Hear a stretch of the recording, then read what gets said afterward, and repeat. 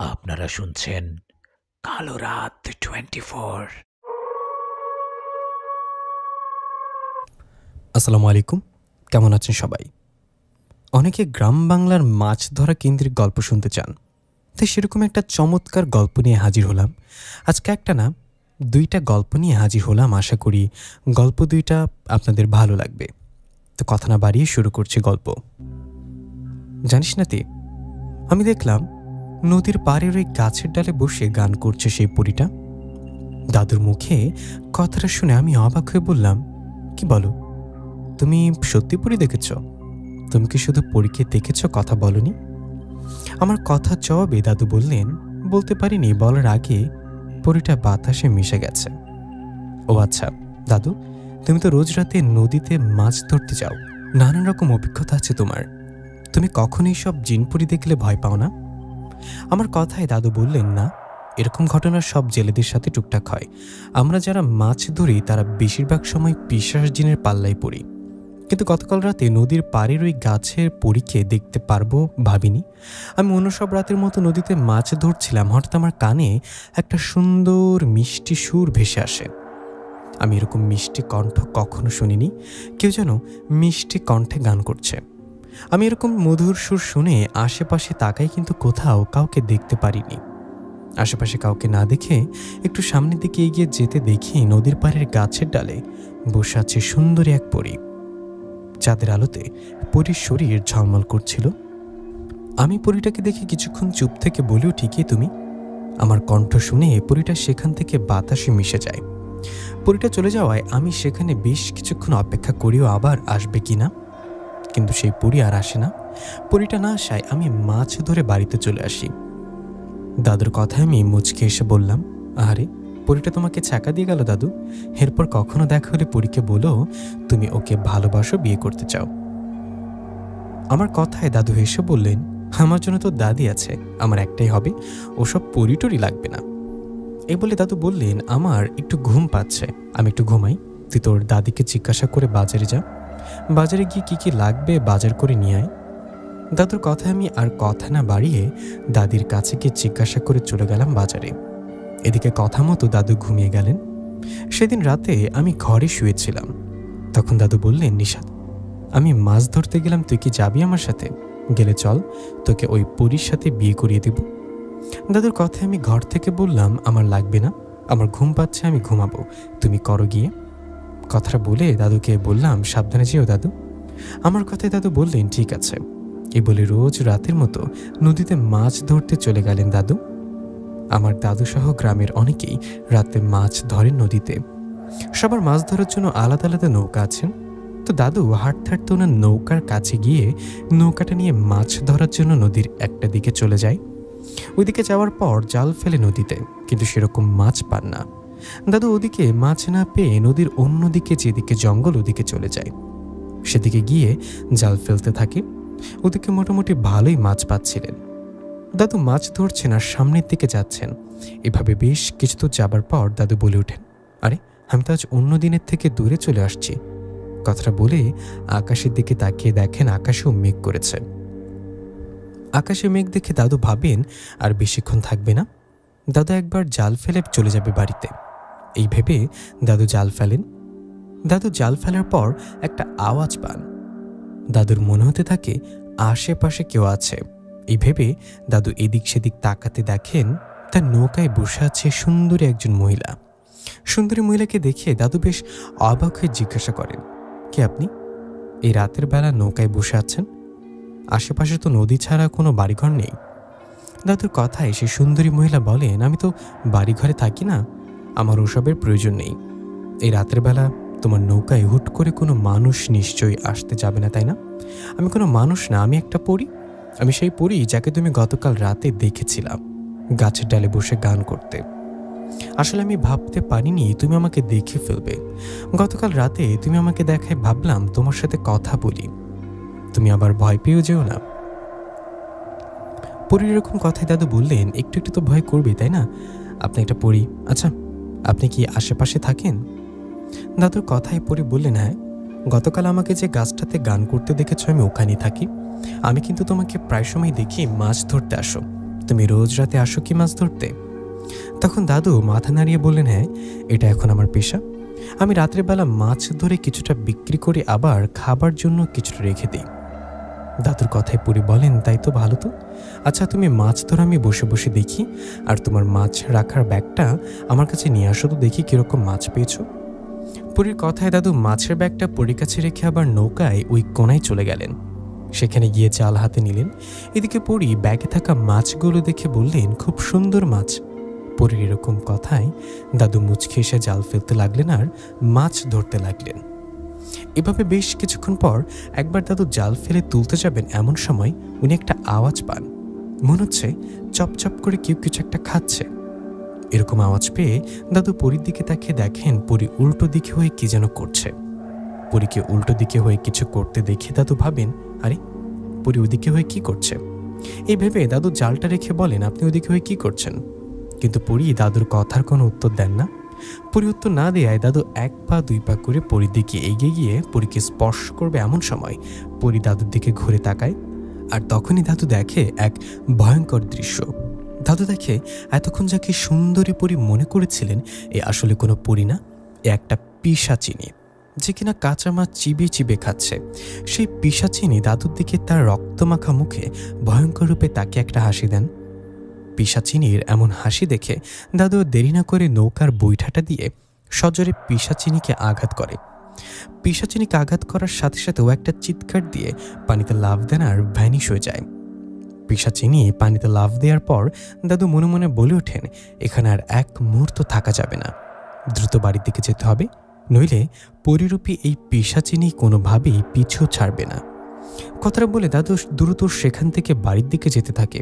এমন সময় দাদু দেখেন তার নৌকার পিছু পিছু কেউ আসছে, পানিতে ঘুরপাক খেতে খেতে এগিয়ে আসছে দাদুর দিকে। এরকম অবস্থা দেখে দাদু বুঝতে পারেন সেই পিশাচিনী দাদুর পেছনে লেগে গেছে। আশেপাশে তখন কোনো জেলেও ছিল না যে দাদু তাকে ডাকবেন। আকাশটা খুব খারাপ, ঝিরিঝিরি বৃষ্টি পড়ছে। দাদু দ্রুত নৌকা বাইয়ে সামনের দিকে যাওয়ার চেষ্টা করছে। এমন সময় অদৃশ্যভাবে একটা ভয়ঙ্কর কণ্ঠ দাদুকে উদ্দেশ্য করে বলে ওঠেন, তুই আমাকে আঘাত করলি, আমাকে আঘাত করার শাস্তি তুই পাবি, তোকে আজ এখানেই মেরে ফেলবো। এরকম একটা কথা শোনার পর দাদু খেয়াল করে তার নৌকা হঠাৎ ভারী হয়ে গেল। দাদু অনেক শক্তি দিয়ে নৌকার সামনের দিকে নিয়ে যাওয়ার চেষ্টা করছে, কিন্তু পারছে না। এমন সময় হঠাৎ নৌকাটা একদমই থেমে যায়। নৌকাটা থেমে যাবার পর পানির নিচের থেকে কালো কালো হাত নৌকার উপরে ওঠে আর নৌকাটাকে ডুবিয়ে দেওয়ার চেষ্টা করে। এরকম অবস্থা দেখে দাদু ভাবেন, যা হবার হবে, এই পিশাচিনীর মোকাবেলা করতে হবে। কথাটা ভেবে দাদু সেই কালো হাতগুলোকে আঘাত করতে থাকে।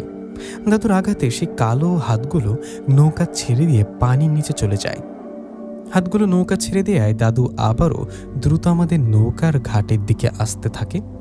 এভাবে দ্রুত দাদু ঘাটের কাছাকাছি আসবে, এমন সময় দাদু নৌকার সামনে পানির উপরে এসে দাঁড়ায় সেই পিশাচিনী।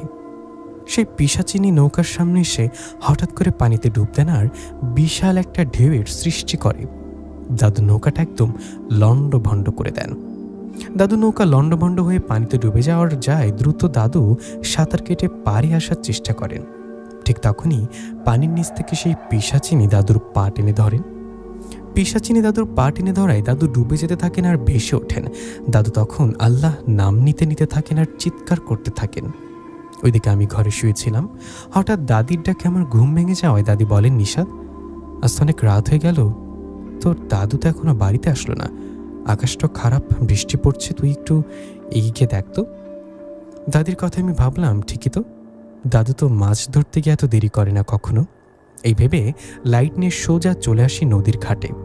আমি ওখানে এসে লাইট মারতে দেখি দাদু একবার ডুব দিচ্ছে আবার ভাসছে। আমাকে দেখে দাদু চিৎকার দিলে আমি এক লাফে নদীতে আমি আর দাদুর হাত ধরে টেনে উপরে তুলি। আমি দাদুকে উপরে তোলার পর দাদু হাঁসফাঁস করতে থাকে। তখন আমি দাদুকে ধরে বলি, দাদু, তোমার কি হয়েছে, এরকম করছো কেন? আমার কথায় দাদু হাঁপাতে হাঁপাতে বলেন, আমাকে নিয়ে বাড়িতে চল, এখান থেকে বাড়িতে চল তাড়াতাড়ি। দাদুর কথায় আমি আর কিছু জিজ্ঞাসা না করে দাদুকে ধরে বাড়ির দিকে যেতে লাগলাম। তখন পেছন থেকে কেউ একজন বলে উঠলেন, আজকে বেঁচে গেলি, তবে তোকে আমি ছাড়বো না। এরকম কথা শুনে আমি পেছনে তাকাতে গেলে দাদু বললেন, পেছনে তাকাবি না, সোজা বাড়িতে চল। দাদুর কথা আমি পেছনে না তাকিয়ে ওনাকে নিয়ে চলে গেলাম বাড়িতে। বাড়িতে আসার পর দাদিকে ডাকলাম। তখন দাদু বেশ কিছুক্ষণ দম নিয়ে আমাদের সব ঘটনা খুলে বললেন। সব শুনে আমিও দাদি তো অনেক ভয় পেয়ে গেলাম। আল্লাহর রহমতে সেই পিশাচিনীর হাত থেকে আজকের মতো বেঁচে গেছি। এরপর দাদু গোসল করে ঘরে আসেন আর ঘুমিয়ে পড়েন। পরের দিন সকালে দাদুর শরীরে অনেক জ্বর আসে। গত রাতে ভয় পাবার কারণে হয়তো জ্বর আসছে এই ভেবে আমি দাদুকে ঔষধ এনে খেতে বলি, কিন্তু এতে কোনো লাভ হয় না। সেদিন সারাদিন কেটে গেলে দাদুর জ্বর কমে না, যদি একটু কমে আবার বাড়ে। জ্বরের মধ্য দিয়ে দিনটা কেটে রাত হয়। রাত হওয়ায় দাদু কীরকম করতে থাকে।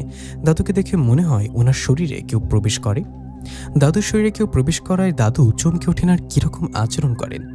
দাদুর এরকম ঘটনা দেখে আমি বুঝতে পারি বিষয়টা স্বাভাবিক না।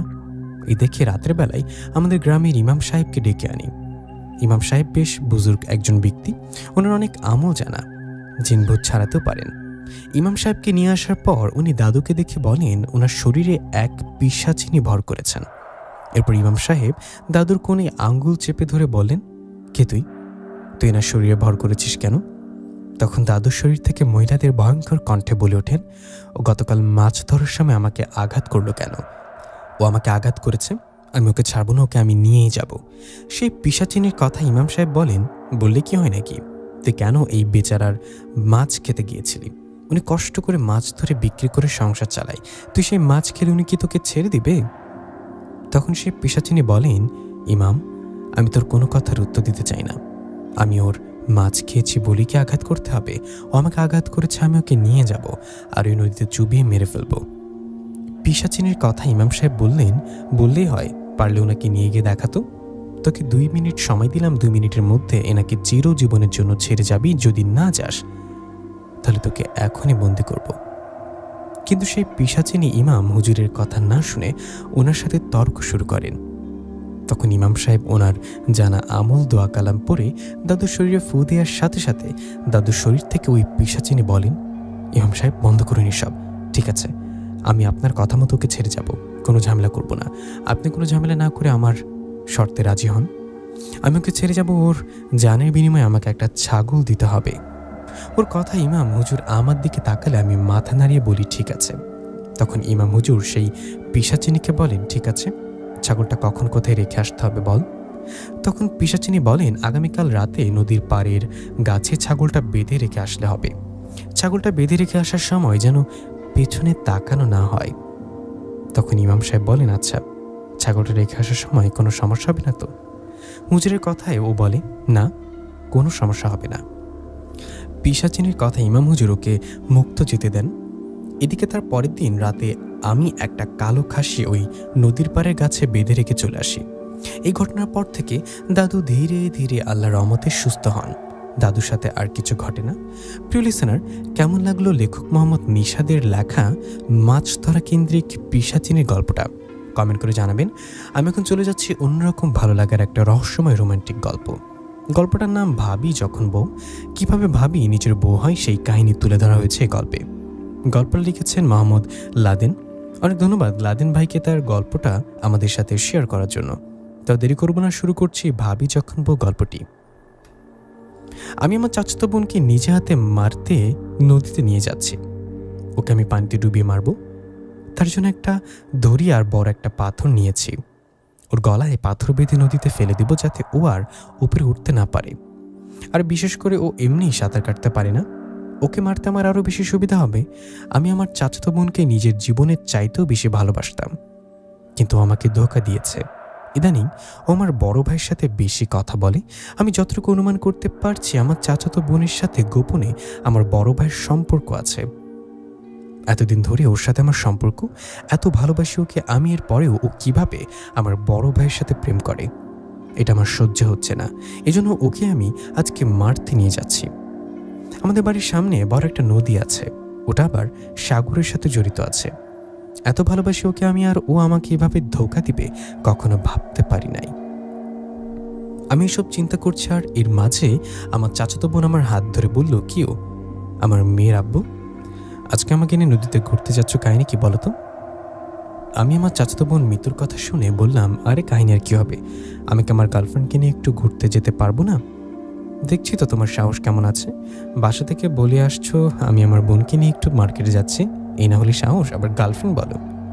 দেখ শাশুর কথা এখন বলবে না, স্বাস্থ্য অনেক আছে কিন্তু দেখাই না। আমার কথা শুনে মিতু মুচকে একটা হাসি দিল, আর হাসি দিয়ে আমার হাত ধরে আমাকে কাছে নিয়ে বলল, প্রতিদিন রাত হলে আমি আমার রুমের দরজা খুলে রাখি, কই আসিস না তো তুমি? মিতু, সবকিছু একটা সীমানা আছে, আর তুমি যা বলছো এটা শুধু বিয়ের পরে হয়, বিয়ের আগে সব করা নিষেধ। আরে তুমি তো আমাকে বিয়ে করবে, তো কিছু হবে না। আমি প্রেগনেন্ট হলে তো আমার পেটে তোমারই বাচ্চা আসবে। মিতুর কথা শুনে আমি চুপ হয়ে গেলাম। ইদানিং মিতু আমার সাথে শারীরিক সম্পর্ক করতে চায়। এতদিন আমি ওর সাথে প্রেম করেছি, কিন্তু আগে কখনো ভুলেও এ কথা বলতো না। তবে বেশ কয়েকদিন ধরে আমি ওর সাথে শারীরিক সম্পর্ক করতে চাইছে, কিন্তু আমার এখানে ওকে একটু সন্দেহ বেশি হয়েছে। তবে আমি যদি মিথ্যা না হই, তাহলে মিতু আমার বড় ভাইয়ের সাথে শারীরিক সম্পর্ক করেছে, আর এর জন্যই ওকে আজকে আমি মারতে নিয়ে যাচ্ছি। আমি আগে থেকে এই সব কিছু রেডি করে রাখছি নৌকায়। এখান থেকে বেশ কিছুটা দূরে যাব আগে, পরে ওর চোখ বেঁধে দিয়ে বলবো, তোমার জন্য একটা সারপ্রাইজ আছে। ও চোখ বন্ধ করতে আমি আমার আসল কাজ শুরু করব, আর ওকে মেরে বাসায় যে আমার কি বলতে হবে তা আমি ভালো করেই জানি। সবকিছু আমি আগে থেকে চিন্তা ভাবনা করে রেখেছি। মিতুকে নিয়ে নৌকায় উঠতেই মিতু বলল, আমি কি তার পাশে বসবো, যাতে তাকে জড়িয়ে ধরে নদীর পানি দেখতে পারি? মিতু আমার চাচাতো গার্লফ্রেন্ড হলে কি হবে, এরপরেও আমাকে তুই করে বলে, এই জন্য আর সাথে আমিও তুই করে বলি। না, তারা দরকার নেই, তুই গিয়ে সামনে বস, আমি নৌকা চালাই। তুই তো জানিস আমি সাঁতার পারি না, তো আমি কি করব? আমি কি করব মানে? আমি তোর গার্লফ্রেন্ড, এই জন্য তুই আমাকে আগলে রাখবি। হঠাৎ করে যদি আমি পানিতে পড়ে যাই তো কি হবে? হ্যাঁ, আমার কিছু হয়ে গেলে তুই থাকতে পারবি বুঝি? তোর তো মারতে আমি এখানে নিয়ে আসছি, তুই পানিতে পড়লে আমার আরও বেশি ভালো। আমার সাথে প্রেম করে আমাকে ধোকা দিস, এর ফল যে কতটা ভয়ঙ্কর হবে এটা তুই নিজেও জানিস না রে মিতু। কিরে, আস্তে করে কি বলিস? একটু জোরে বল না, যাতে আমি শুনতে পারি। কিছু না, তুই আমার সামনে বস। মিতু আমার কথা না শুনে আমার পাশে বসে বলল, আমি এখন তোর কোলে বসবো। কেন, তোর কোনো সমস্যা হবে কি? মিতু, আমরা নৌকা চালাতে অসুবিধা হবে, তুই একটু সামনে বস না। আচ্ছা ঠিক আছে। এই কথা বলে মিতু আমার থেকে একটু দূরে গিয়ে বসলো। আমি আমার নিজের মতো করে নৌকা চালাচ্ছি, আর মিতু কার সাথে যেন ফোনে হেসে হেসে মেসেজ করছে। মিতু, কার সাথে কথা বলিস? দে তো আমি একটু দেখি। মিতু আমার কথা শুনে ফোনটা বন্ধ করে বলল, এত দেখতে হবে না তোর, আর আমি তো আমার বান্ধবীর সাথে কথা বলছি, এটা আমার নিজের পার্সোনাল জিনিস। ইদানিং মিতু, তুই আমার থেকে অনেক কিছু লুকাস, কিন্তু আমি বুঝি না তুই আমার সাথে এমন করিস কেন। তুই কি আমাকে সন্দেহ করিস? আরে ধুর, তুই কিছু বলিস? তোরে ভালোবাসি আর তোরে সন্দেহ করবো কেন? বোকা মেয়ে, লাভ ইউ অনেক। Love you too baby. কিন্তু নৌকার মাঝে বড় একটা পাথর দেখা যাচ্ছে, এই পাথর আবার এখানে কেন? এটা দিয়েই তো তোরে মারবো, কিছুক্ষণ পর দেখতে পারবি আমি এই পাথর দিয়ে কী করি। আমার মুখের দিকে তাকিয়ে মিতু আমার ঠোঁট ধরে বলল, কি রে মিনমিন করে কি বলিস? একটু জোরে বল যেন আমি শুনতে পারি। কিছু না, এখন চুপ করে বসে থাক। আর কত দূর যাবি? আশেপাশে তো কাউকে দেখা যাচ্ছে না। তুই এবার আমাকে এখানে নিয়ে আসলি ইয়া করার জন্য নয় তো? কি বলিস? আর ইয়েটা কি? আরে ওটাই যেটা স্বামী স্ত্রী করে। তবে আমি রাজি আছি, চল না। নৌকা থেকে লাথি মেরে নিচে ফেলে দেবো। আর তুই কি কারোর সাথে শারীরিক সম্পর্ক করিস নাকি? যেন মনে হচ্ছে এইসব সম্পর্ক তোর অনেক অভিজ্ঞতা আছে। আমার কথা শুনে মিতু একটু ঘাবড়ে গেল। ওর চোখে মুখে আমি একটু ভয়ের ছাপ দেখলাম। তার মানে আমি যেটা সন্দেহ করেছি সেটাই ঠিক, ওকে তো আমি ছাড়বো না। মিতু চোখ বন্ধ করে কি যেন একটা চিন্তা করলো, আর মুচকে একটা হাসি দিয়ে আমার মুখ কালো করে দিয়ে বলল, তুই আমাকে কথা বলতে পারলি? তুই জানিস তো আমি তোরে কতটা ভালোবাসি।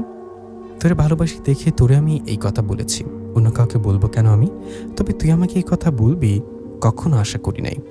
সরি মিতু, আমার ভুলে গেছে, আমি তো মজা করে বলেছি। সত্যি বললি তো? আরে বাবা সত্যি বলছি, তোর সাথে আমি মিথ্যা বলবো কেন? আচ্ছা, আর কত দূর যাবি? না যাবো না, এখানে সব কাজ শেষ করে ফেলবো। কিসের কাজের কথা বললি? এখানে তো আমরা ঘুরতে আসছি। আরে ওটাই তো আমি বলছি। আচ্ছা তুই চোখ বন্ধ করতো, তোর জন্য আমি একটা সারপ্রাইজ আনছি। আমার কথা শুনে মিতু খুশি হয়ে বলল, সত্যি আমার জন্য সারপ্রাইজ আছে? কি দিবে আমাকে বল, নাকি আমাকে আবার প্রপোজ করবি? আরে তুই চোখ বন্ধ কর না আগে। মিতু আমার কথা শুনে চোখ বন্ধ করে নিল। তবে ও আমার আবার মাঝে মাঝে চোখ খুলে আমাকে দেখে আমি কি করছি। না, এভাবে হবে না। পরে মিতু সব কিছু জেনে যাবে, পরে কিছুই হবে না। এই জন্য আমি পকেট থেকে আমার রুমালটা বের করে ওর চোখ বেঁধে দিতে লাগলাম। মিতু আমার কাহিনী দেখে বলল, আর যাই করিস আমাকে ধরে রাখিস, আমি আবার সাঁতার জানি না, একবার নিচে পড়লে আমি কিন্তু উপরে উঠতে পারবো না। আমাকে বিশ্বাস করিস না তুই? বিশ্বাস করি বলেই তো তোরে নিয়ে আসছে এখানে, তো আমার উপর ভরসা রাখ, কিছু হবে না। আমি এই কথা বলে দড়িটা ধরে হাতে নিলাম। পাথরের সাথে আমি দড়ি ধরে আগে থেকে বেঁধে রাখছি, যাতে আমার কাজ করতে বেশি সুবিধা হয়। গলার মাঝে এখন শুধু দড়িটা বেঁধে ওকে ধাক্কা দিয়ে পানিতে ফেলে দেব। এখন ওর জন্য আমার মনের ভেতর একটু কষ্ট হচ্ছে। এতদিনের সম্পর্ক ওর সাথে আমার, আর এখন আমি ওকে নিজে হাতেই মেরে ফেলবো। একটু কষ্ট হচ্ছে, কিন্তু কি আর করার। আমার সাথে যারা বেইমানি করে তাদের এভাবেই শাস্তি দিতে হবে। মিতুর গলায় দড়ি লাগাতে লাগলাম। মিতু গলায় হাত দিয়ে বলল, এই মোটা জিনিসটা কি রে? বলছি না একটা সারপ্রাইজ, চুপ থাকতো। হঠাৎ আচমকা একটা আওয়াজ এলো, আরে লাদেন বাবা, তুমি এখানে কি করো? আমি পেছনে থেকে দেখি আমাদের পাড়ার একজন মুরব্বী লোক এখানে থেকে হয়তো বাড়িতে যাচ্ছে। আমি আবার তাড়াতাড়ি মিতুর গলা থেকে দড়ি খুলে পেছনে ফেলে দিলাম। মিতু চোখে রুমাল খুলে আস্তে করে বললাম, বড় একটা সারপ্রাইজ পেতি, কিন্তু চাচা এসে গেছে। আজকে তোর কপাল ভালো ছিল, চাচা না আসলে খবর হয়ে যেত তোর। কি বলতে চাস? আমি তো এটাই বুঝলাম না। আর সারপ্রাইজটা কি ছিল? একটু চুপ করে বসে থাক, দেখি চাচা কি বলে। চাচা আমার কাছে নৌকা নিয়ে এসে বলল, দুই ভাই বোনকে আজকে ঘুরতে বের হয়েছে নাকি? চাচা, আর আপনি এখন কোথায় যাবেন? ভাবছিলাম এখন গিয়ে মাছ ধরবো, কিন্তু মাছ আর ধরা হবে না আজকে। রেডিওতে বিপদ সংকেত দিয়েছে, এই জন্য বাসায় ফিরে যাচ্ছি। চল আমার সাথে, এখন ঘুরতে হবে না, পরে সমস্যা হয়ে যাবে। কি আর করবো, যে একটা কাজ করতে আসছিলাম সেটা হবে না মনে হচ্ছে, এই জন্য এখন চাচার সাথে গেলেই ভালো হবে। তবে মিতুর কপাল ভালো ছিল, এই জন্য আজকে বেঁচে গেছে, পরের বার আর বাঁচবে না। মিতু ধীরে ধীরে বলছিস, চাচা যে সব কিছু নষ্ট করে দিল, উনি একটু পর আসলেও পারতেন। আমি মিতুর কথা শুনে হেসে হেসে বললাম, তোর মৃত্যু আমার হাতেই হবে, তবে এই নদীতে তোরে আমি ডুবিয়ে মারব। আমি যেটা বলি সেটাই করি। চাচার সাথে কথা বলতে বলতে বাড়িতে চলে গেলাম।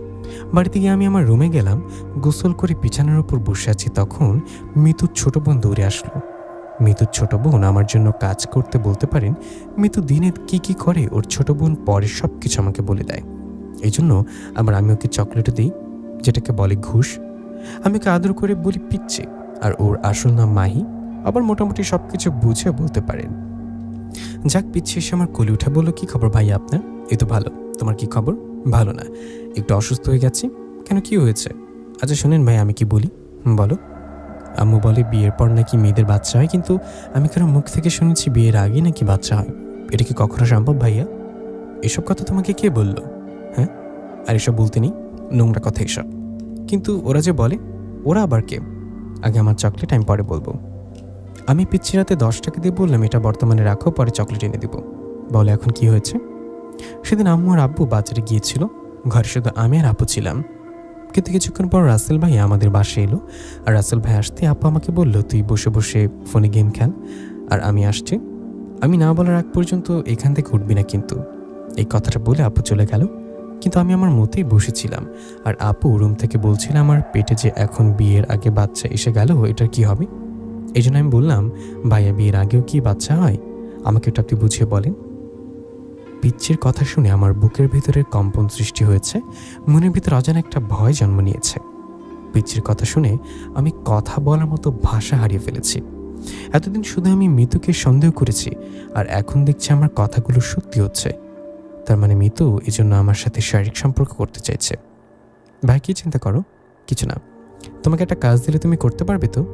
বলেন আমাকে কি করতে হবে? তবে ভাইয়া আপনি আপুকে বিয়ে করবেন কবে? আরে আসতে বলো, সবাই শুনলে পরে কি বলবে? আমি তোমাকে সব কিছু বলি দেখি কি সবাইকে বলি? আর তুমি? আরে ভাইয়া আর বলতে হবে না, আমি সব কিছু বুঝেছি। কিন্তু আপনি আপুর সাথে প্রেম করেন, তাহলে আপনার বড় ভাই আপুর সাথে কথা বলে কেন? আপু তো আপনার ভাইয়ের সাথে কথা বলতে ওই রুমে গিয়েছিল, তাই না? কিন্তু আপুর পেটে বাচ্চা। তবে ভাইয়া হয়েছে পিচ্ছি, তোমার আর কিছু বলতে হবে না, আর এইসব কথা কাউকে বলবে না একদম। তোমার বোন মিথ্যা কথা বলেছে, বুঝলা?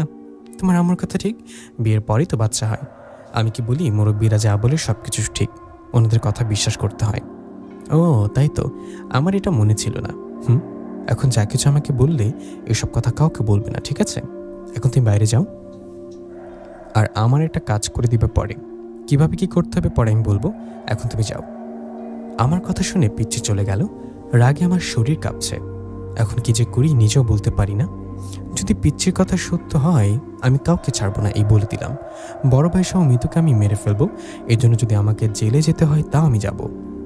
হঠাৎ বাইরে থেকে একটা চিৎকার ভেসে আসলো। আমি রুম থেকে বের হয়ে দেখি মিতু নিচে পড়ে আছে। আম্মুর মাথায় পানি দিচ্ছে আর চাচি বসে বসে কান্না করছে। আমি আম্মুর সামনে গিয়ে বললাম, আম্মুর কি হয়েছে, নাকি এখনও কি আবার হাসপাতালে নিয়ে যেতে হবে?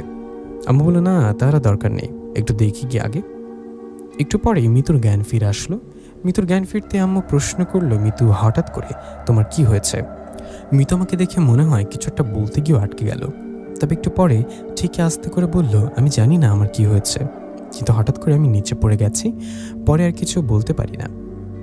মিতুর দিকে তাকিয়ে আমি বললাম, চলো আমার সাথে হাসপাতালে যাই, দেখি তোর কি হয়েছে। হাসপাতালের কথা শুনতেই মিতু ভয় পেয়ে গেল আর ওর সাথে সাথে বলল, আরে না না, আমি এখন হাসপাতালে যাব না, আমি ঠিক আছে। আম্মা এবার দাঁড়িয়ে আমার হাত ধরে বলল, চল আমার সাথে। আম্মা আমাকে ধরে রুমে নিয়ে গেল আর রুমের দরজা লাগিয়ে ঠাস ঠাস করে আমার গালে দুটো চড় বসে দিল। চড়কে আমি বোকা হয়ে গেলাম। হঠাৎ করে আম্মু আমাকে মারলো কেন? আমি গালে হাত দিয়ে বললাম, আম্মু আপনি আমাকে মারতে পারলেন? এই কথা বলে মনে হচ্ছে আমি ভুল করেছি। আবার দিল ঠাস করে গালে একটা চড় বসিয়ে। আমি আবার দুই গালে হাত দিয়ে কান্নার ভাব করে বললাম, আমি কি এমন করেছি যে আপনি আমাকে এভাবে মারছেন? চুপ করতেই, তুই কেন কথা বলবি না? মিতুর সাথে তোর সম্পর্ক আছে মনে করিস আমি কিছু জানি না? তো ইদানিং ওর হাব ভাব আমার কাছে ভালো লাগছে না।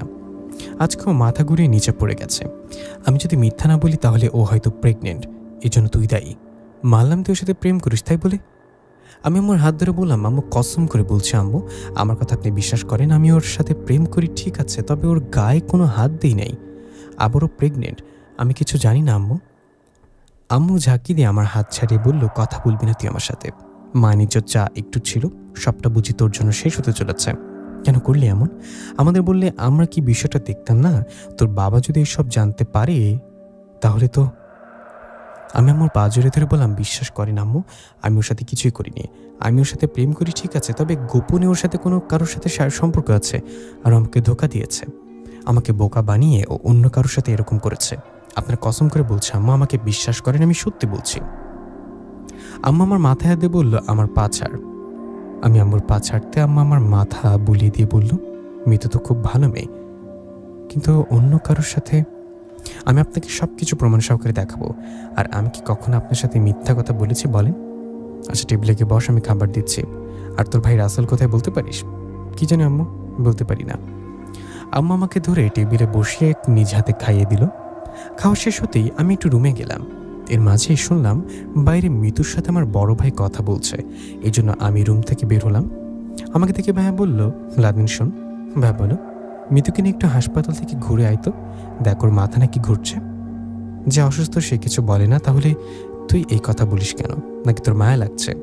যেখানে আমি ওর বয়ফ্রেন্ড সেখানে আমাকে কিছু বলে না ও, সেখানে তোরই সব কিছু বলে মিতু, কিভাবে কি? আমার কথা শুনে মিতু এবং ভাইয়া রীতিমতো ভয় পাওয়া শুরু করলো। ভাইয়া মাথায় হাত দিয়ে আমার দিকে তাকিয়ে আছে।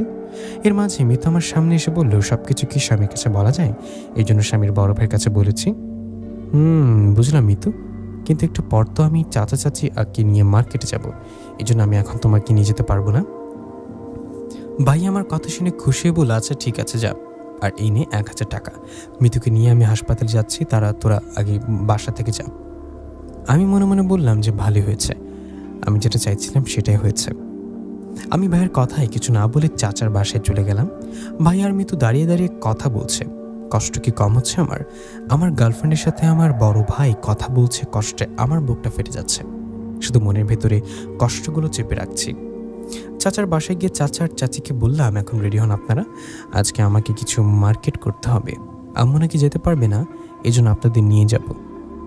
আমার কথা শুনে চাচা বলল, এত বড় হয়েছে এর পরেও একা একা কিছু করতে পারে না, এখন ওর সাথে করে আমাদের নিয়ে যেতে হয়। চাচা আমার মাথায় হাত দিয়ে বলল, কই আমাদের ছেলে এত বড় হয়েছে তো এখনও আমাদের কাছে অনেক ছোট। ভালো হয়েছে, যাও, আমাদের কিছু বাজার করা লাগবে।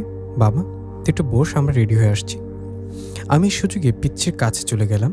কি দেখি পিচ্ছি বিছানায় শুয়ে আছে। আমাকে দেখে পিচ্ছি বলল, আরে ভাইয়া তুমি এখানে? আমি পিচ্ছির পাশে বসে বললাম, আজকে আমি তোমার বাবা মাকে নিয়ে একটু বাজারে যাব, আর এই না আমার ফোনটা। যখন আমার ভাইয়া আর তোমার বড় বোন এখানে আসবে, তুমি জানালার পাশে ক্যামেরা চালু করে ফোনটা ওখানে রেখে দিবে। এটা হলো তোমার কাজ। আর ভেতরে কি হয় না হয় এসব তোমার দেখার দরকার নেই। আমি এখন বাজারে যাচ্ছি, চিন্তা করো না, তোমার জন্য অনেকগুলো চকলেট নিয়ে আসবো। পিচ্ছি আমার হাত থেকে ফোনটা নিয়ে বলল, আচ্ছা ভাইয়া ঠিক আছে, মনে করেন আপনার কাজ হয়ে গেছে, আপনার এই বিষয় নিয়ে কোনো চিন্তা করতে হবে না। মনে করেন কাজ ডান। আমি পিচ্ছির মাথায় হাত বুলিয়ে দিয়ে বললাম, আমি তো ভুল করেছি।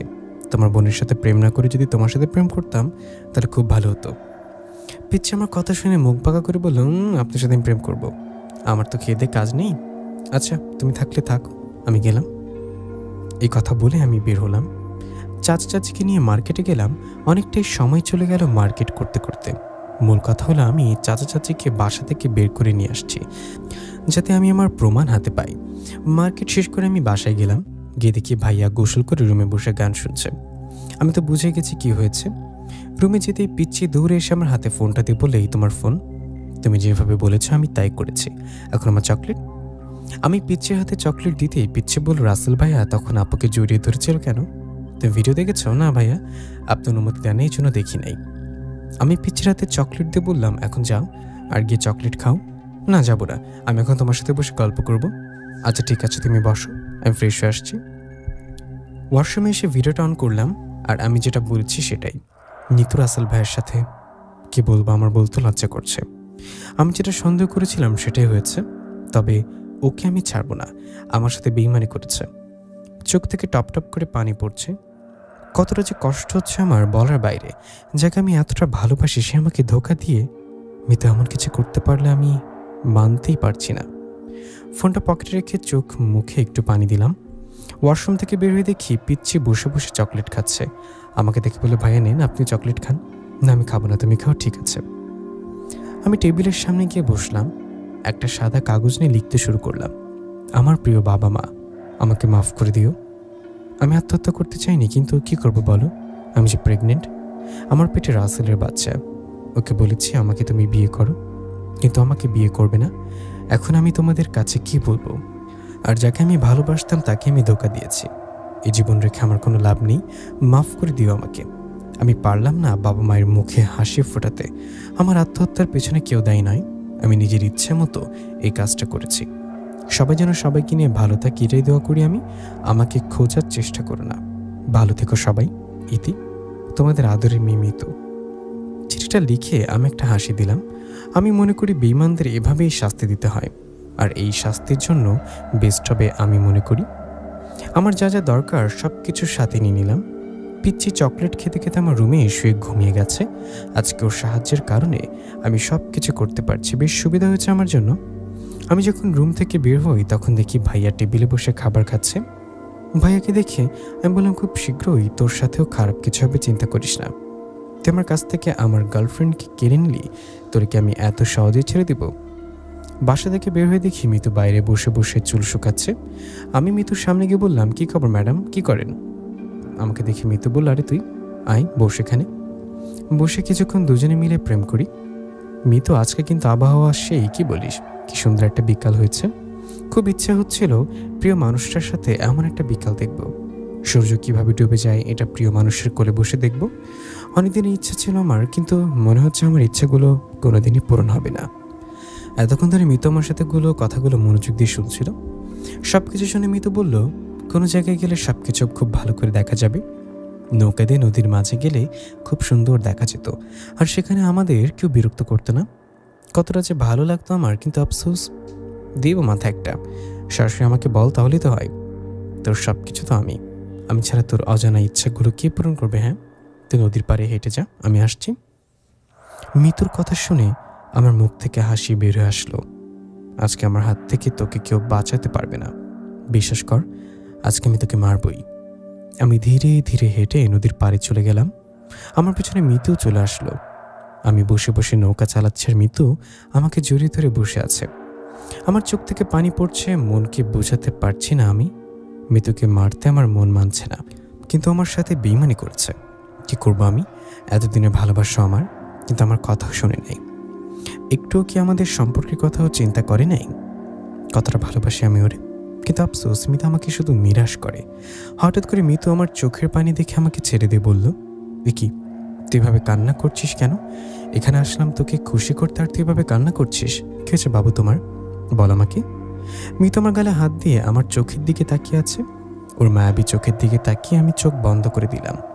নিজের সাথে নিজের লড়াই করেছি। আমি কিভাবে ওকে নিজে হাতে মারবো, মনকে বুঝাতে পারছি না। মিতু আমার চোখের পানি মুছে দিয়ে বলল, বাবু তোমার কি হয়েছে আমাকে বলো, এভাবে কান্না করছো কেন? আমি কান্না করতে করতে বললাম, কেন আমার সাথে এরকম করলি? আমি কি তোকে ভালোবাসতাম না? আজকে আমাকে ধোকা দিয়ে ভাইয়ার সাথে একই বিছানায় শুয়ে থাকিস কেন মিতু?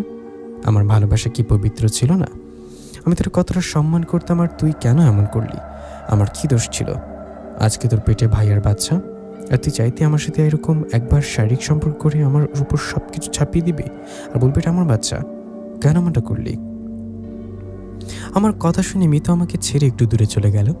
হয়তো ভাবতেও পারি নাই আমি সব কিছু জেনে যাব। মিতু বড় বড় চোখে আমার দিকে তাকিয়ে আছে, এখনও কি করবে ভাবতে পারছে না। চারিদিকে শুধু পানি আর পানি, এখানে আশেপাশে তেমন কাউকেই দেখা যাচ্ছে না, চাইলেও ও কোথাও পালাতে পারবে না। মিতু হঠাৎ করে কান্না করতে করতে আমার পা জড়িয়ে ধরে বলল, আমাকে মাফ করে দে, আমার ভুল হয়ে গেছে। আমি তোর বড় ভাইয়ের সাথে এরকমটা করতে চাইনি, কিন্তু কিভাবে যে কি হয়ে গেল আমি বলতেও পারি না। আমার সাথে বেইমানি করলি কেন? আমি কিছু জানি না, প্লিজ আমাকে মাফ করে দিন। মিতুর কথা শুনে আমার কেমন যেন একটু রাগ হলো। আমি ওর মাথার চুল টেনে ধরে বললাম, আমার সাথে বেইমানি করলি? আমি তোরে এভাবে কি ছেড়ে দেব? তোর মনে হয় তোরে মারতে আমি এখানে নিয়ে আসছি? আজকে কেউ আসলে আমার হাত থেকে তোকে বাঁচাতে পারবে না। সেদিন তো তোরে মারতে চেয়েছি, কিন্তু ওই চাচার কারণে পারিনি। আজকে আমি তোর আর ভাইয়ার সব কিছু নিচে চোখে দেখেছি, কীভাবে মাফ করবো বল? আমার কথা শুনে মিতু ভয় পাওয়া শুরু করলো। আমার পা ধরে কাজ হচ্ছে না দেখে আমার চোখের দিকে তাকিয়ে বলল, আমি না তোর খুব আদরের গার্লফ্রেন্ড? খুব করে না আমাকে তুই ভালোবাসতি? আজকে আমাকে তুই নিজ হাতে মারতে পারবি? আমি জানি তুই পারবি না, আমি সব কিছু পারি। আমার সাথে কেন বেইমানি করলি? আমাকে তুই মাফ করে দে প্লিজ। মাফ কর বাবা তোকে, আমি কখনো তোর সামনে আর আসবো না, তোর কসম করে বলছি, আর কখনো তোর সামনে আসবো না। প্লিজ আমাকে মাফ করে দে বলছি না। আজকে কেউ আমার হাত থেকে তোকে বাঁচাতে পারবে না। আমার জীবন ভিক্ষা দিয়ে তুই, আমি মরতে চাই না, প্লিজ লাদেন, ফ্রি প্লিজ। মিতুর কথা শুনে আমার চোখ থেকে পানি পড়তে লাগলো। আমি কান্না করতে করতে বললাম, কেন মিতু, কেন তুই আমার সাথে কেন এমন করলি? আমার অপরাধ কি ছিল? আমি বুঝতে পারি নাই ভুল করে ফেলেছি। আল্লাহ দোহাই লাগে মাফ করে দে আমাকে, প্লিজ। তুই আমার কাছে মাফ চাইবি না, আমি পারবো না তোকে মাফ করতে। মিতু আমার গালে হাত দিয়ে চোখ মুখ মুচুমুচি দিতে বলল, আমি না তোর চাচাতো বোন, আমার সাথে এমনটা করতে পারবি? একটা সুযোগ দে আমাকে। আমি মিতুকে সরিয়ে সামনে থেকে ধরিটা নিলাম হাতে। নিজের কান্না কোনোভাবে থামাতে পারছি না। আমার হাতে দড়ি দেখে মিতু আমার গলা জড়িয়ে ধরে বলল, আমাকে বাঁচতে দে, আমার বাঁচতে খুব ইচ্ছা করছে, খুব করে বাঁচতে চাই। আমার পেটে একটা বাচ্চা আছে, আমার দিকে না তাকিয়ে হলেও, আমার বাচ্চার দিকে তাকিয়ে হলেও প্লিজ আমাকে মাফ করে দে। যদি বলিস সারা জীবন আমি তোর পায়ের কাছে পড়ে থাকবো, তাও প্লিজ আমাকে তুই মারিস না। আমি মরতে চাই না, খুব করে বাঁচতে চাই আমি। আমি চোখ বন্ধ করে মিতুর গলায় দড়ি দিয়ে বেঁধে দিয়ে ধাক্কা দিয়ে ওকে পানিতে ফেলে দিলাম। মিতু ডুবতে ডুবতে বলছে, কসম লাগে আমার, তুই কোনোদিন সুখী হতে পারবি না। আজকে 2টা জীবন তুই মেরে ফেললি, প্লিজ আমাকে বাঁচা লাদেন, আমি বাঁচতে চাই। আমি নৌকা থেকে পাথরটায় নিচে ফেলে দিলাম। মিতু আমার চোখের সামনে ডুবে যাচ্ছে। আমি চিৎকার করে কান্না করছি, কেন আমার সাথে এমন করলি? আমি কি করেছিলাম তোর সাথে? আজকে এই কারণে তোকে মরতে হলো। খুব ভালোবাসি আমি তোকে, অনেক ভালোবাসি আমি তোকে। কান্না করতে করতে বাড়ির দিকে যাচ্ছি, মনকে কোনোভাবেই মানতে পারছি না। ওকে একটা সুযোগ দিলাম না আমি? ও তো খুব করে বাঁচতে চেয়েছিল, কিন্তু আমি এতটা পাষাণ হলাম কিভাবে? চোখের পানি মুছে বাড়ি থেকে রওনা দিলাম। বাসার সামনে গিয়ে দেখি ভাইয়া ডাক্তার নিয়ে দাঁড়িয়ে আছে। আমাকে দেখে ভাই এগিয়ে এসে বলল, কি রে মিতু কোথায়? ওনা তোর সাথে বের হয়েছিল? ভাইয়ের কথা শুনে আমি বললাম, আমি কি জানি, আমি তো বন্ধুদের সাথে ঘুরতে বের হয়েছিলাম, মিতুর খবর আমি কিভাবে জানবো? ভাই আমার কথাগুলো শুনে বলল, অনেকক্ষণ হলেও মিতুকে খুঁজে পাওয়া যাচ্ছে না, তুই একটু খুঁজে দেখতো। ভাইয়ের কথা শুনে আমি চুপচাপ রুমে চলে গেলাম। আমি তো জানি এখানে কাহিনী কি, আর মিতুকে যে আমি নিজেই মেরেছি সেটা আমি বলি কেন? তবে বসে বসে চিন্তা করছি, মিতুকে মারা আমার ঠিক হয় নাই। যদিও মিতু অপরাধ করেছিল, কিন্তু ওর পেটে তো বাচ্চা ছিল। বাচ্চাটার কথা চিন্তা করে হলেও ওকে আমার মাফ করে দেওয়া উচিত ছিল। মনকে যেন কোনোভাবেই আমি বোঝাতে পারছি না। অনেকক্ষণ হলো বসে বসে মিতুর কথা চিন্তা করছি। এর মাঝেই বাইরে চেঁচামেচির আওয়াজ শোনা যাচ্ছে। আমি একটু হলেও বুঝতে পারছি বাইরে কি হতে চলেছে। মিতুকে খুঁজে না পেয়ে চাচি হয়তো কান্না করছেন। না, এখনই যাই গিয়ে আমি যে চিঠিটা লিখেছি ওইটা মিতুর রুমে রেখে আসি, তাহলে সবাই মনে করবে মিতু আত্মহত্যা করেছে। যেভাবে সেই কাজ। বাসা থেকে বের হয়ে দেখি চাচা কান্না করছে আর বলছে, আমার মেয়ে তো কখন এত সময় বাইরে থাকে না, আজকের কি হয়েছে? তোমরা একটু খোঁজ নিয়ে দেখো না ও কোথায় গিয়েছে। আমি চুপচাপ হেঁটে মিতুর রুমে গেলাম। মিতু রুমে গিয়ে টেবিলের উপর আমার লেখা চিঠিটা রাখলাম, যাতে আমাকে কেউ আবার সন্দেহ না করতে পারে। আমি মাইকে ডাক দিলাম, মাই কোথায় তুমি, এখানে আসো তো। আমার কথা শুনে পিচ্ছি দৌড়ে এসে বলল, ভাইয়া কী হয়েছে বলেন তো, তোমার বোনকে নাকি খুঁজে পাওয়া যাচ্ছে না। ভাইয়া, আম্মু তো তাই বললো, দেখেন না বাইরে আম্মু কীভাবে কান্না করছে। তোমাকে কিছু বলেনি তোমার বোন? না ভাইয়া, আমাকে তো কিছু বলেনি, কিন্তু আপু তো যদি কোথাও ঘুরতে যাই সেটা আপনার সাথে, কিন্তু আজকে আপনি এখানে, তাহলে আমার আপু কোথায় আছে? তোমার আপুর টেবিলের উপর কিসের জন্য একটা কাগজ দেখা যাচ্ছে, ওটা নিয়ে আসো তো। আমার কথা শুনে পিচ্ছি চিৎকার দিয়ে বললাম, আম্মু আপু কি জন্য লিখে গেছে, একটু এসে দেখো তো। পিচ্ছির কথা শুনে সবাই দৌড়ে ভেতরে চলে আসলো। চাচা তো চিঠিটা পড়ে কান্না করতে লাগলো আর বলছে, না না, আমার মেয়ে আত্মহত্যা করতে পারে না, ও এমন মেয়ে ছিল না। কিন্তু কিছুক্ষণ পর ভাইয়াকে সবাই মারতে লাগলো, আর ভাইয়া নিজেও স্বীকার করেছে যে মিতুর সাথে ওর অন্তরঙ্গ সম্পর্ক ছিল, আর ওর পেটে ভাইয়ার বাচ্চা ছিল। ভাইয়াকে চাচা মারছে দেখে আম্মু গিয়ে বলল, আমার ছেলেকে মারবে না বলে দিচ্ছি। এত করে যদি মেয়েকে ভালোবাসেন তাহলে আপনি মেয়েকে আটকে রাখতে পারলেন না। আটকে রাখলে তো আর আমার ছেলের সাথে প্রেম করতো না। সব দোষ আপনাদের। আর আপনার মেয়ে আমাদের কাছে কি একেবারের জন্য কি কথা বলেছে? আমাদের একবারও বলে দেখতো আমরা মেনে নেই কি না নেই, কিন্তু বলে নাই।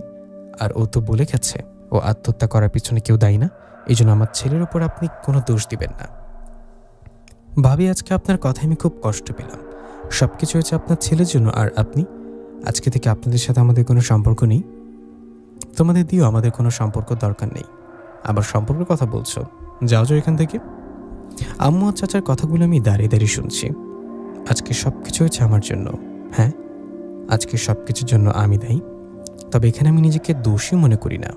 সব কিছুর কারণ আমার বড় ভাইয়া। আম্মু আমাদের সবাইকে বাসার ভেতরে নিয়ে গেল, আর ভেতরে গিয়ে আম্মু কাকে জানি কল করে বলল, তোরা কাজই নিয়ে রেডি হয়ে থাক, আমরা কিছুক্ষণের ভেতরে চলে আসছি। আর তুই তো জানিস আমার ছেলে কত ভালো, ওর বাবা হয়তো সকাল 10 দেশ ছেড়ে চলে যাবে, এই জন্য যাওয়ার আগে বড় ছেলের বউকে দেখে যেতে চায়। আম্মুর কথা শুনে আমার কাছে মোটেও ভালো ঠেকলো না। এই জন্য আম্মুর কাছে গিয়ে বললাম, আম্মু তুমি কি করতে চাইছো, আমাকে বলো তো একটু। কি করতে চাইছি মানে? আমি কি আমার ছেলে জীবনটা এভাবে নষ্ট করে দেব?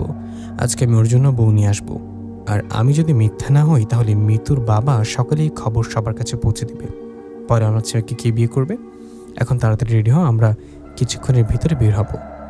আম্মু, এই একটা অবস্থায় তুমি?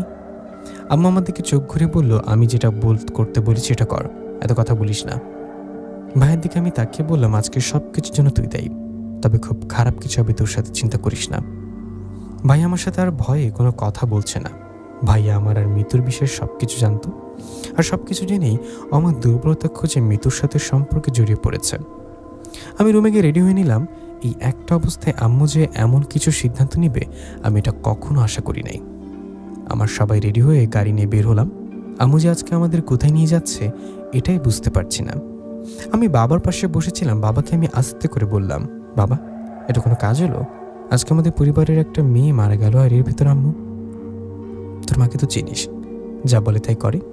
তবে বিষয়টা আমার কাছে খুব খারাপ লাগছে। মিতু আমাদের কত আদরের মেয়ে ছিল, ও যে এমন কিছু করবে আমরা কখনো আশা করি নাই। তুমি খালি মিতুর দোষ দিচ্ছ কেন? নিজের ছেলে বুঝে একেবারে ধোয়া তুলসী পাতা। সব কিছুর জন্য তোমার বড় ছেলে দায়ী।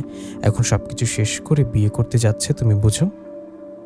বাবা, কথা বলিস না তো, চুপচাপ বসে থাক। এমনি আমার মন ভালো লাগছে না। আমি আমার বাবার কথা শুনে চুপচাপ বসে আছি। তবে আম্মু যে কোনো বাড়ির মেয়ের সাথে আমার ভাইকে বিয়ে দিবে এটাই তো আমি বুঝতে পারছি না। হঠাৎ করে ড্রাইভার গাড়ি থামালো। আম্মু আমাদের সবাইকে নামতে বলল।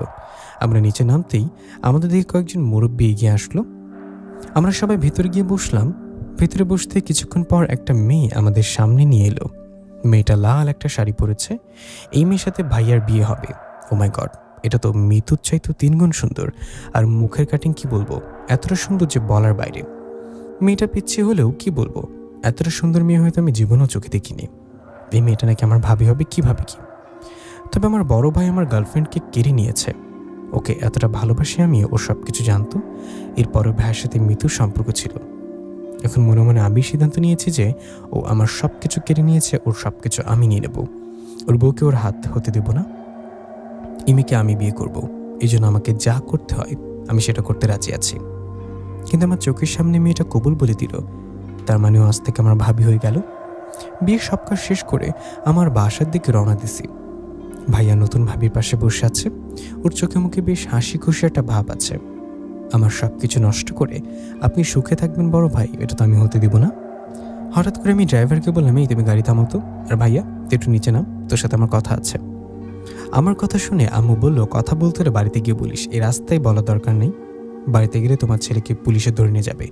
চাচা কথা তো মান নাই, কাজ তো একটা হয়ে গেছে। আম্মু আমাকে ইশারা করে বলে এই কথা যেন আমি এখন এখানে না বলি। আমি গাড়ি থেকে নামতেই ভাই আমার সামনে দাঁড়িয়ে বললো, কী হয়েছে তাড়াতাড়ি বল। রাগে আমার শরীর ফেটে যাচ্ছে, কিছু করতে পারছি না আমি। দাঁতে দাঁত কামড়ে বললাম, এখন আর বাড়িতে যেতে হবে না, দেশে বাইরে চলে যা। বাড়িতে গেলেই মিতুর মার্ডারের জন্য চলে যেতে হবে, বাড়িতে পুলিশ দাঁড়িয়ে আছে। আর কি বলিস, মিতু তো আত্মহত্যা করেছে, ওকে মার্ডার করেছি মানে? এটা আমি জানি, তুই জানিস, চাচার পরিবার জানে, কিন্তু পুলিশ তো আর জানে না। চাচার সাথে আমাদের সম্পর্ক নষ্ট হয়েছে তার জন্য।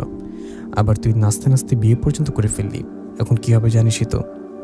বিয়েটা করেছিস কিছুক্ষণ আগে, বাসর রাতটা তো করতে হবে। সারা জীবন তো আমাকে ফাঁকি দিয়ে সব কিছু করলি, এখন আবার বাসর রাতের কথা বলিস? আজকে তুই আমার বড় ভাই বলে তোর এই কথা বলছি, নইলে তোর কুত্তার মতো রাস্তায় পিটিয়ে মারতাম। মুখ সামলে কথা বল লাদেন, নইলে কি করবি, মারবি আমাকে? আমাদের মাঝে বাবা এসে বলল, আহা রাস্তায় কি শুরু করলি তোরা? আর রাসেল শোন, আমি কি বলি, তোর ছোট ভাই যা বলছে তাই কর, ও তো তোর খারাপ চাইবে না। এখন বাড়িতে গেলে হয়তো তোরে পুলিশে ধরে নিয়ে যাবে। আমি সব কিছু রেডি করে দিচ্ছি, ঠিক আছে? তুই এয়ারপোর্টে চলে যা, আর পরে পরিস্থিতি ঠিক হলে আমি তোকে আবার ফিরে নিয়ে আসবো। এখন পরিস্থিতি ভালো না। ভাইয়া মন খারাপ করে বললো, আচ্ছা ঠিক আছে, তবে বাবা আমি সাথে করে আমার বউকে নিয়ে যাই, হানিমুনটা একসাথে করে আসবো। ছি ছি ছি, লজ্জা করে না তোর কথা বলতে? একটা মেয়ে জীবন শেষ করে আরেকটা মেয়েকে মারতে চাস? ও নতুন বিয়ে হয়েছে, এখনও ওর ঠিক মতো কোনো কিছু জানা হয় নাই, এর মাঝে তুই ওকে দেশের বাইরে নিয়ে যাবি? বাবাকে বল আমার সামনে থেকে যেতে, নইলে ও বড় ভাইকে আমি এটা দেখব না। আমার কথা শুনে বাবা বলল, আরে তুই চা তো, মেয়েটা এখনো নতুন এসেছে, ওকে নিয়ে গেলে ওর মা বাবা কি বলবে? তুই এখন কোনো কথা না বলে এখান থেকে যা। ভাই চুপচাপ মন খারাপ করে দাঁড়িয়ে আছে। আমি মনে মনে বললাম, খেলা তো মাত্র শুরু করেছে বড় ভাই। আহা কতটা যে ভালো লাগছে আমার বলার বাইরে। আমি গাড়ির দরজা খুলে ভাবির পাশে বসে গেলাম। মনে মনে বললাম, বড় ভাই তুমি এখন আঙ্গুল চুষো, আমার সব কিছু শেষ করে দিয়েছো তুমি, এখন তুমি সুখে থাকবে, এটা কিভাবে হতে দেবো আমি? আম্মা আমাকে বললো, লাদেন এই কাজটা কি ঠিক হয়েছে? তুমি আর কোনো কথা বলবে না, একটা নষ্ট ছেলের জন্য আরেকটা মেয়ের জীবন নষ্ট করতে চাইছো। কি বলবো আম্মু তোমাকে? কি বলিস এসব তুই? তোরে কিন্তু। আমার ধমক শুনে আমি ভয়ে বসে আছি, এখন বেশ কিছু বলা যাবে না, এত কিছু বললে পরে আম্মা আমাকে মারতে শুরু করবে। বাড়িতে যাওয়ার পর দেখি চাচা আর চাচি বাইরে দাঁড়িয়ে আছে। আমাদের সাথে নতুন বউ দেখিয়ে চাচি বলল, আমার মেয়েটা মরতে একদিন হলো না, এর মাঝে ছেলে কি বিয়ে করে নিয়ে আসলা? ছি ছি ছি। আর এদিকে আমার মেয়েটার লাশটা এখনো খুঁজে পাচ্ছি না। চাচির কান্না দেখে আমার খুব খারাপ লাগছে নিজের ভেতরে।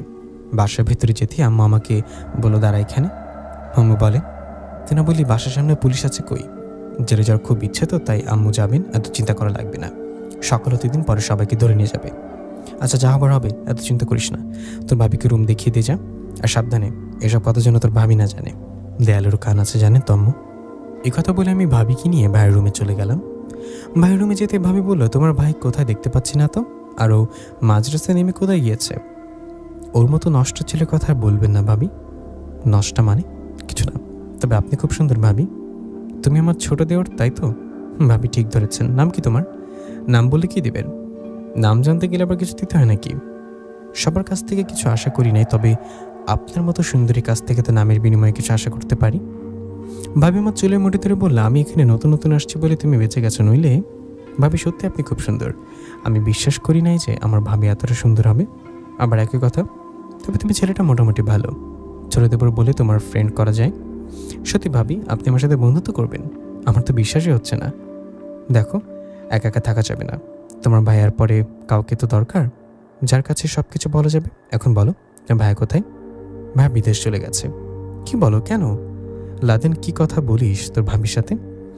আম্মুকে দেখে ভাবি চুপচাপ বিছানায় বসে গেল। আমি শুধু বললাম, আম্মু ভাবি একা আসছে, এই জন্য কার সাথে কথা বলবে তাই বলছে, আর ভাবিকে তো আমি ছাড়া সাহায্য করার মতো কেউ নেই, ভাই তো চলে গেছে, এই জন্য আমি সব কিছু দেখাশোনা করছি, এত দেখতে হবে না, তুই তো রুমে যা। আম্মু ভাবি কিছু খাই নাই, ওনাকে কিছু খেতে দাও। আচ্ছা এসব নিয়ে তোর চিন্তা করতে হবে না, তুই রুমে যা বলছি। আমি চুপচাপ আমার রুমে চলে আসলাম। ইস, ভাবির নামটাও জানা হলো না। এত সুন্দর মধুর কণ্ঠ ওনার, কি বলবো, আমি তো এমনি পাগল হয়ে যাব। বিছানায় শুয়ে আছি, কিছুই যেন ভালো লাগছে না। ভাবির সাথে জমি একটা আড্ডা দিচ্ছিলাম আর আম্মু সব কিছু শেষ করে দিল। এটা একটা কাজ করলো আম্মু, ভাবির নামটাও তো ভালো করে জানা হলো না। এসব বিষয় চিন্তা করতে করতে কখন যে ঘুমে গেলাম বলতে পারি না। সকালে আম্মুর কান্নার আওয়াজ শুনে আমার ঘুম ভেঙে গেল। বুঝলাম না সকাল সকাল আবার কি হয়েছে যার জন্য আম্মু এইভাবে কান্না করছে। আমি রুম থেকে বের হয়ে আম্মুর সামনে গিয়ে বললাম, কি হচ্ছে আম্মু, এইভাবে কান্না করছো কেন? বাবা, ভুল করে ফেলেছে, আমি জানতাম না এমন কিছু হয়ে যাবে। কি হয়েছে বলবো তো আগে নাকি? তো ভাবিকে সকালে এসে নিয়ে গেছে আর বলছে কখনই বাড়িতে নিয়ে নাকি আসবে না, কয়েকদিন পর ডিভোর্স লেটার পাঠিয়ে দিবে। ভাইয়ের সম্পর্কে সব কিছু জেনে গেছে। এই জন্য তো ওকে নিয়ে গেছে। ভালো করেছে, আমি তোমাকে আগেই বলেছিলাম, আমার কথা তো আর শোনো নাই। বলছো কি আমার ছেলের জীবন আমি নষ্ট করতে পারবো না? এখন তো হয়েছে। বাবা, তোর ভাবির মা আমার ছোটবেলা বান্ধবী, ওকে আমি আরও আগে কথা দিয়েছিলাম যে ওর মেয়ে আমাদের বাড়ির বউ হবে। ভাবছিলাম সব কিছু ঠিকঠাক হয়ে যাবে, কিন্তু আমি এসব শুনতে চাই না আম্মু। খুব করে তো তখন বড় মুখ করে বলেছিলে যে কিছু হবে না, এখন মজা বুঝে আমি গেলাম। আমি আবার আমার রুমে এসে ফ্রেশ হলাম। যাক, ভালো একটা কাজ হয়েছে যে ভাবি চলে গেছে। এখন সুযোগ বুঝে আমি ভাবিকে আমার করে নেব। আহা, কি আনন্দ আকাশে বাতাসে। দেখতে দেখতে আজ 5টা দিনের মতো চলে গেল। আমাদের সম্পূর্ণ পরিবারে মনে হচ্ছে যেন দুঃখের ছায়া নেমে আসলো। কে কারোর সাথে কথা বলে না, সবাই যেন এখন চুপচাপ হয়ে গেছে। এভাবে আর কতদিন থাকা যাবে? সবকিছু তো আমার জন্য হয়েছে, এই জন্য ভাবলাম এর সমাধান আমি নিজেই করব। আমি আজকে সকাল সকাল সবাইকে ডেকে বাসা থেকে বের করলাম। চাচা চাচি সবাই দাঁড়িয়ে আছে। চাচা চাচিকে আমি বাসার ভেতর থেকে বের করে নিয়ে আসছি। আমি পরিস্থিতি সামাল দিতে সরাসরি চাচার পায়ে পড়ে বললাম, আমার ভাই দেশ ছেড়ে পালিয়ে গেছে। ভাইয়ের জায়গায় আমাকে মনে করেন যে আমার জন্য মৃত আত্মহত্যা করেছে। আমি যদি ভুল করি তাহলে আমাকে মাফ করবেন না। না বুঝে আমি একটা ভুল করে ফেলেছি, প্লিজ আমাকে মাফ করে দেন। ভাইয়ের জায়গায় আমি আপনার পা ধরে বলছি, প্লিজ চাচা, আপনি আমাকে মাফ করে দেন।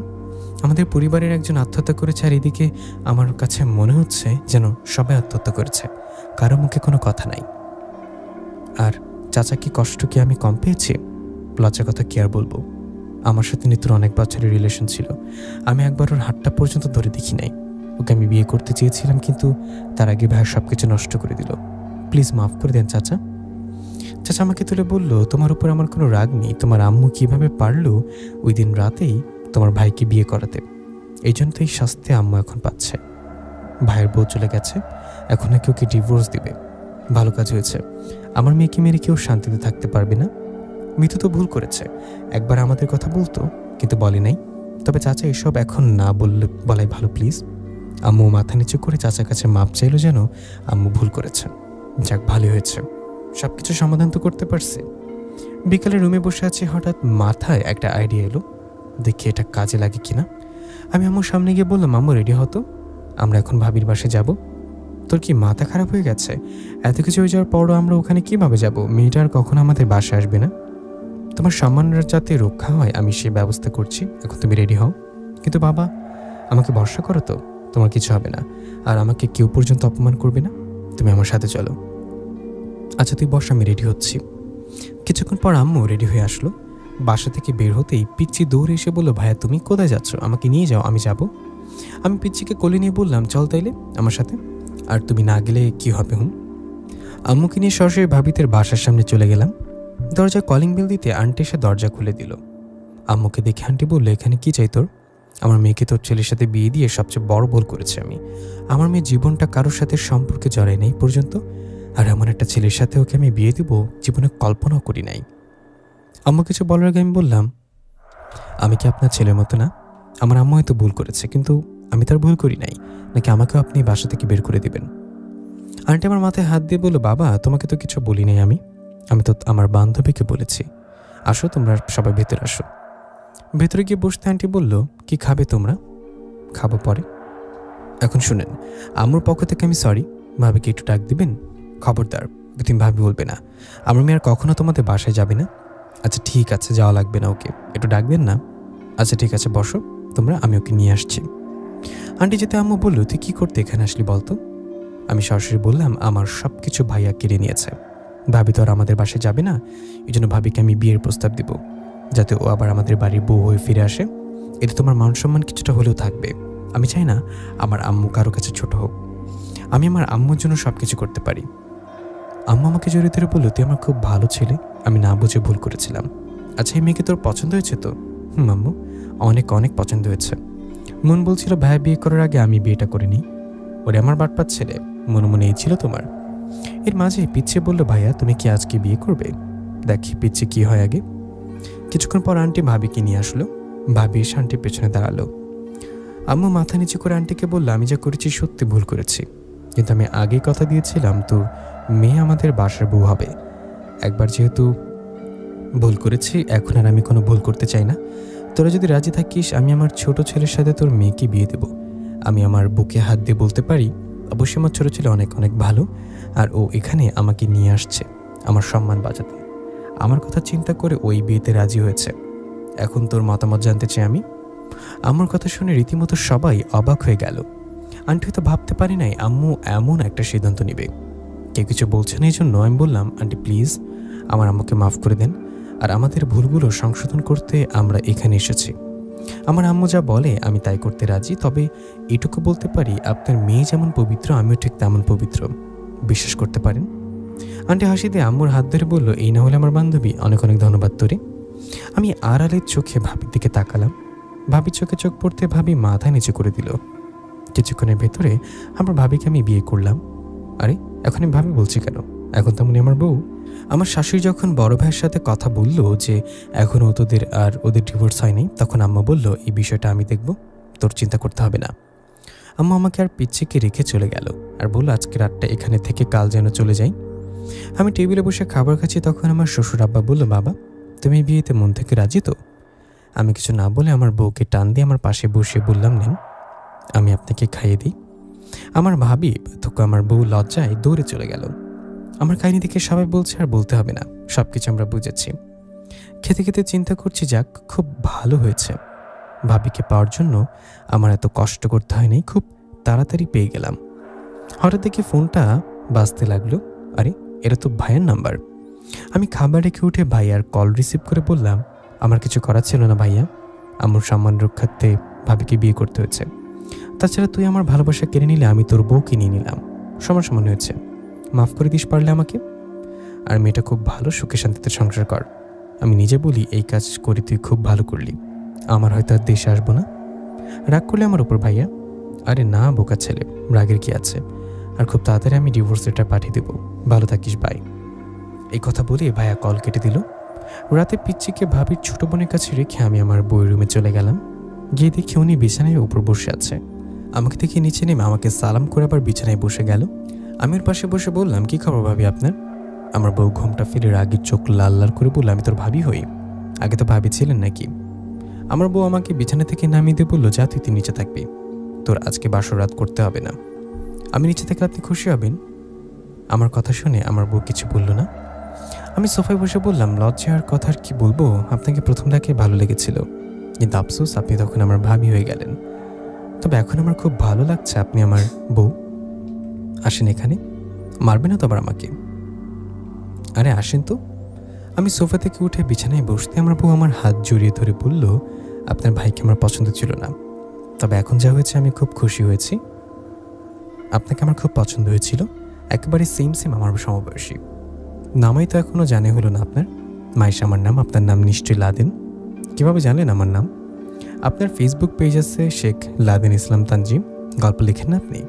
থাক থাক ভাবি, আর বলতে হবে না। আমার ভাব, সরি ভুলে গেছে মাইশা ম্যাডাম। তবে একটা কথা জিজ্ঞাসা করব। করেন। আমি আপনার হাজবেন্ড, সেই হিসাবে আপনি কতটা খুশি? কতটা খুশি মানে? আমি জীবনে কারোর সাথে প্রেম করি নাই, হাজবেন্ডের সাথে প্রেম করবো বলে। আর আপনি বলেন আমি কতটা খুশি মানে? তাহলে আমি কি? বলেন। লাইটটা বন্ধ করে দিই। এই মিয়া, আপনারও তো দেখি খারাপ ধান্দা। আমার বউর সাথে আমি যা ইচ্ছা তাই করবো, খারাপ ধান্দার কি? হ্যাঁ, আপনার বউ সব কিছু আপনার, তাহলে আমাকে জিজ্ঞাসা করা লাগে কেন? ও, এটাই তো আমার মনে ছিল না। আমি তাড়াতাড়ি লাইট বন্ধ করে দিলাম। তারপরের ঘটনা ইতিহাস। প্রিয় লিসেনার, কেমন লাগলো লেখক মোহাম্মদ লাদেন ভাইয়ের লেখা ভাবি যখন বউ গল্পটি? কমেন্ট করে জানাবেন অবশ্যই। আজকে এখানে বিদায় নিচ্ছি। আর এরকম ধরনের গল্প পেতে হলে অবশ্যই আমাদের চ্যানেলটি সাবস্ক্রাইব করে আমাদের পাশেই থাকবেন, আর আমাদের পাশে থাকা বেল আইকনটি প্রেস করে দিবেন, যাতে করে নতুন নতুন ভিডিও আপলোড হলে আপনারা খুব দ্রুত জেনে যান। আর আপনারা কেমন ধরনের গল্প চান অবশ্যই আমাদেরকে কমেন্টের মাধ্যমে জানাবেন। আপনাদের কমেন্ট আমাদের কাছে খুবই গুরুত্বপূর্ণ। এতক্ষণ কণ্ঠে ছিলাম আমি ইফতি, আর আপনারা দেখছেন kaluraat24.com।